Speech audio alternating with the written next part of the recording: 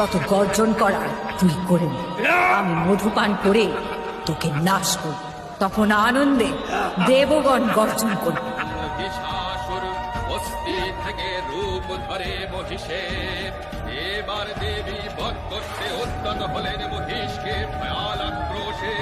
মহিষের পৃষ্ঠে দণ্ডায়মান হন দেবী যেই ঘরে, দেবীর পাদ স্পর্শে মহিষ থেকে নির্গত হয় অসুর সেই ঘরে।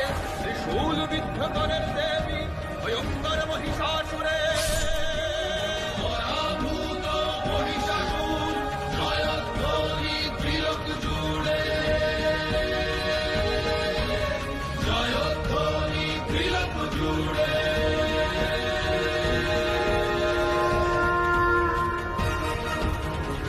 দেবী হন মহিষাসুর মর্দিনী, দেবী হন মহিষাসুর মর্দিনী। আমি যত